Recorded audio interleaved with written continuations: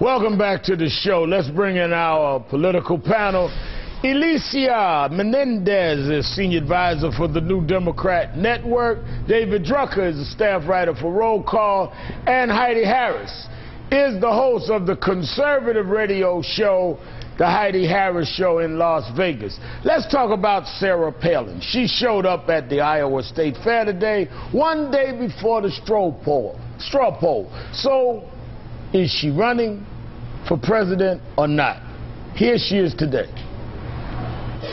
Are you a potential candidate? Still a potential. Still thinking about it. I don't want to step on anybody's toes, so we won't be in the state tomorrow. David, is she serious? I don't think she's running, but she's a national figure. She's a big figure in Republican circles, and so it makes sense to me that the center of the Republican universe this weekend is in Iowa for the straw poll, and I'm not surprised she's there. Alicia, is she running? I think she's running for the queen of reality TV. Listen, she has built herself a fantastic brand. She sells books. She sells television shows. She doesn't need the headache of being president of the United States. She's doing very well as it is right now. I do think that keeping herself in the news, keeping herself relevant is the best thing she can possibly do. Heidi, if anyone knows of the four of us you know, is she running? No, I don't think she's running. I think that it's a little bit late for her to get the campaign together that she would have to get. And I also think there are people already in the field who have the evangelical vote. You've got Michelle Bachmann, who's a pretty brunette. If you want the woman vote, I mean, Michelle Bachmann's got other qualifications, too. But I think there are a lot of people like her. And also, Sarah Palin said a long time ago she would get in if she didn't feel like there was anybody in the race. And I think there are already people who have a lot of the attitudes that she does. So I don't see why she'd bother. Well, that's my point. I think she's running for power broker. Wouldn't the fact that she remains visible, David, give her the position at the right time to really come and bargain for what she believes in and what she wants and become the power broker? She saves herself from getting washed out if she didn't win. She's there, win or lose. She remains a presence, and she's a viable commodity politically as well as personally. She becomes the power broker.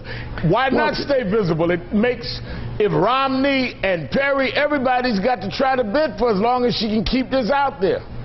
Well, to a degree, I think you're right. As we saw in the last political cycle, she was a hit on the fundraising trail. She could raise more money and draw bigger crowds than almost any surrogate on the campaign trail for Republican candidates. And by staying relevant, but not ruining her brand by running and losing, which she very well might have done had she run for president, she remains sort of in demand and somebody that people want to hear from. And so I agree with Alicia. There's no reason for her not to be out there. It's good for business for her, but as you say, it also means that she is still important in Republican circles, and I bet once we get to the general election, you're going to see her draw some crowds and raise some money for the Republican nominee. Now, I want to talk to you, the panel, all of you, about religion and politics, because that's certainly an issue. But let me ask you, before I leave this, David, about Michelle Bachmann. You've been out there, and I understand no matter how much the chatter crowd talks about her and the weird kind of pictures people are seeing, as some are seeing as strange, others are seeing not strange, she's actually drawing a lot of crowds, a lot of enthusiasm, I'm hearing. That's correct. She's very engaging, very personable. She's very articulate. She's done a great job inspiring people on the stump. And she knows how to talk bread and butter Republican issues, whether it's national defense, whether it's social issues, or whether it's fiscal issues. She's not a flawless candidate, but she's doing a really good job, and she can appeal on many levels. I think her big problem ultimately is that she doesn't have executive experience. She's never run anything, and what people are most concerned about is the economy, and that's where she might falter when faced up against Mitt Romney and now Rick Perry. We talked earlier about Rick Perry, who you just mentioned, and his using religion in politics. Politics and prayer got a lot of attention last night. Mitt Romney's religion was questioned by other candidates. I listen to what people say. What they basically say is that they are not real clear about how his Mormon religion relate to the majority of the people's Protestant Christian religion in the South. And other candidates are bringing faith to the trail. God takes our efforts, He blesses them, He multiplies that efforts, He gives us profit. Out of that profit, that's how we give. That's how we bless. We need to keep our head down, we need to keep working, we need to keep faith. Because if you are faithful, God will be faithful. He will bless what you're doing. We need to be a country that turns toward God, not a country that turns away from God. Heidi, in a GOP primary, is this what you need to talk about to succeed?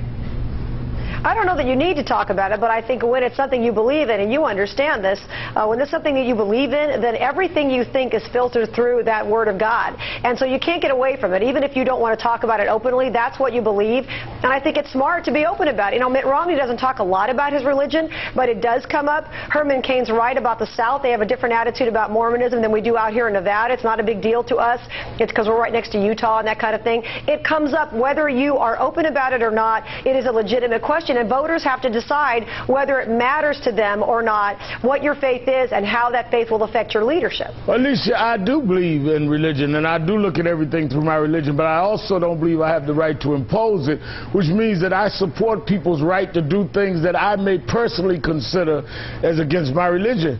These are not statements these people are making. They're acting like we must legislate what they believe in as their religion. Is that the problem they're going to have in the general election? It is, and it's terrifying. And I think above all else, voters want to know that whatever you're talking about is legit, that you come from an honest place and that it's sincere. You look at someone like Mitt Romney, he's flip-flopped so many times on the question of choice, originally coming out saying he had a family member who'd been affected by an illegal abortion. It had made him pro-choice. Now saying that he does not support a woman's right to choose. That is more frightening than anything to a mainstream voter. I think people have the right to do what they want. Doesn't interfere at all with my faith, but my faith seeks converts. I do not believe you must force religion on anyone.